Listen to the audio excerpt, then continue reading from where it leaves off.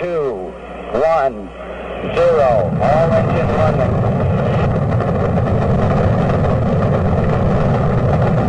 Liftoff. We have a liftoff. 32 minutes past the hour. Liftoff on Apollo 11. Why do you want to colonize Mars? I think there's two reasons. One is kind of a defensive reason that, like, if something bad were to happen to Earth, then it could be like a meteor, like whatever destroyed the dinosaurs, super volcanoes. Could be World War III. Like, we could just like nuke each other to death or something. Like, I don't know. World War III is like seeming a little more probable these days. It might be the leading factor. So, so there could be either some natural disaster or something where humanity just like suicides itself with a World War III situation, and then it would be good to have a second planet. Civilization isn't wiped out. So that's the kind of the defensive reason. It's like life insurance for life collectively, and so not just for humans, but all like the creatures that we love. Based on everything we know about history and archaeology and stuff, so Earth's about 4.5 billion years old, and the first writing is only about 5,000 years old. That's basically practically yesterday. So it's taken 4.5 billion years to get to this point.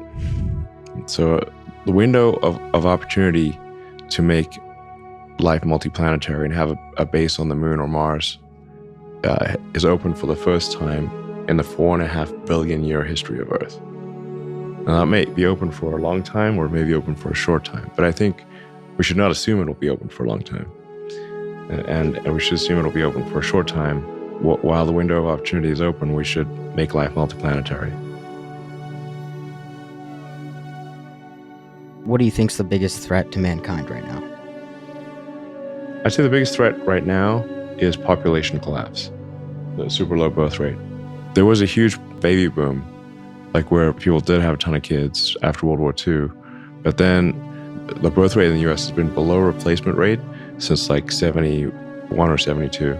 We're operating on things that were true in the past but are no longer true. So China did have a one-child policy, but like about 10 years ago, they changed it to a two-child policy. And then a few years ago, they changed it to a three-child policy. And birth rate kept plummeting the whole time. Yeah, China's birth rate right now is 40% below replacement. What we face is population collapse. Like, people have no idea how fast the population is going to collapse. Like, Japan actually went down by 600,000 people last year. What do you start with to start civilization on Mars? What's the first thing you got to do? I think the first thing you got to do is build a base, and then that base would have like the essentials of food production, water, like, which is have ice mining droids that would like go mine ice and then melt it and purify the water. Filtering water is actually it's not super hard. You can always just like evaporate it or use various carbon filters and stuff. You can purify water as a well understood process. So you just basically you have to go mine some dusty ice and then melt it and send it through a bunch of water purifiers and you can drink it. And then you need a propellant factory or propellant plant. So Mars's atmosphere is primarily CO2. And then if you take water, which is H2O, and you can turn CO2 and H2O into CH4 and O2, which is methane and oxygen. That's why Starship uses methane as a fuel. It's mostly oxygen, so it's like 78% oxygen, the propellant, and 22% fuel. In space, in a vacuum, there's no oxygen to burn, so you've got to bring your own oxygen, and you mostly bring oxygen. You need a propellant plant to create the liquid oxygen, liquid methane, and food and water, and the basics essentially. That would be the thing to start off with. What do you think Mars is going to look like? Well, long term, we could make it look like Earth. We have to warm it up, but there's a lot of ice on Mars. It's cold, so like you just have to warm it up to have liquid water. Mars would have an ocean of, I think, about roughly maybe a mile deep on 40% of the planet, roughly.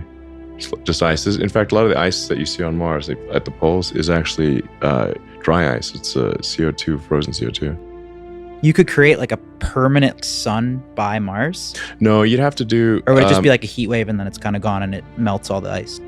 Well, you could use like solar reflectors, or you could just create artificial suns with a series of like thermonuclear explosions. Like this, the sun is like a giant thermonuclear reactor. If you're worried about like, well, will that generate like dangerous radiation? Well, have you stood in front of the sun? Just go out in the sun. So obviously you can stand in front of the sun and not die. The sun is it's a giant thermonuclear reactor. Like if you like launched a missile every, I don't know, 10 seconds, and then it's like fireworks but real big, thermonuclear fireworks. But you couldn't have a sustained reaction because the sun is a gravitationally contained thermonuclear reactor, so you need a lot of gravity. The sun is well over 99% of all the mass of the solar system. It's very big. So who are the first people that go live there? I don't know, pioneers. Well, the first people that go to Mars, it's going to be like dangerous, like you might die, food probably not good, it's going to be a long and difficult trip. It's probably like a lot of pain and danger. That's sad. You'd be living in kind of like glass domes and partially underground and stuff. So it would be hard living in the beginning on Mars, like not like a luxury situation. I think there's a critical threshold is how many people are needed on Mars for Mars to be self-sustaining, such that if the spaceships from Earth ever stopped coming, that it wouldn't die out. So you got to think about it. There's like, if we live on Earth here, but we live at the top of like a vast pyramid of industry, where there's all these like mining of all these like elements, and then there's many, many steps of refining, and these are gradually turned into a product.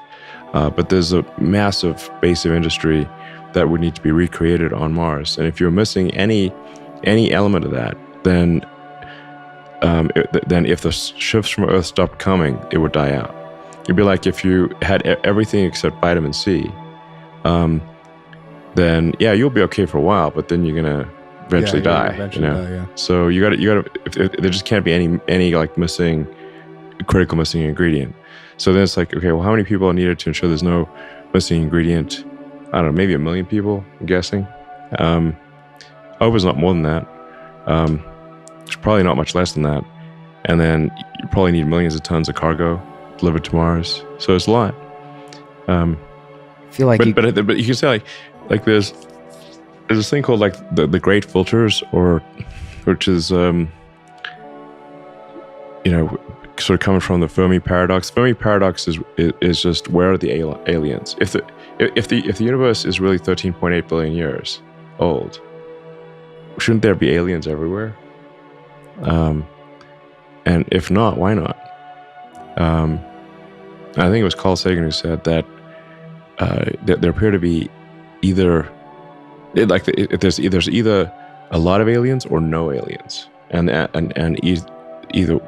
either one is equally terrifying.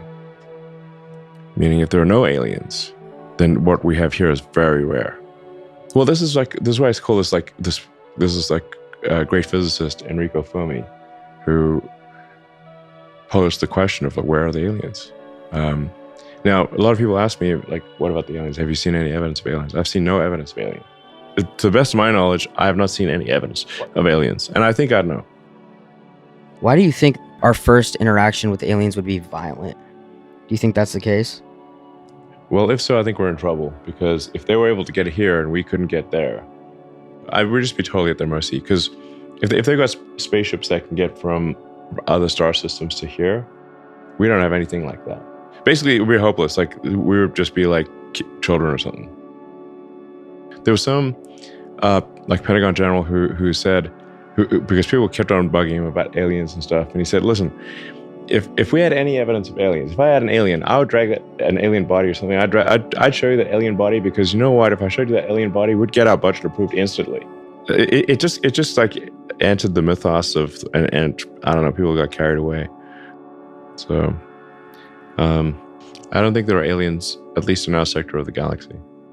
Not in our sector of the galaxy. So there might be aliens in like a far away portion of the galaxy. If by aliens, I think you mean like with spaceships that could potentially traveled to here or something like that. There's someone, an alien you could talk to. I don't think they're aliens. I think but you should view these things as like probabilities. Generally, you should think of things as probabilities, not certainties. So I think there's probably not aliens. And I think that's kind of scary, actually, because then what it would suggest is that consciousness, civilization as we know it, is extremely rare, and a very precious thing. Where like our consciousness is like a small candle in a vast darkness, and we must not let that small candle go out.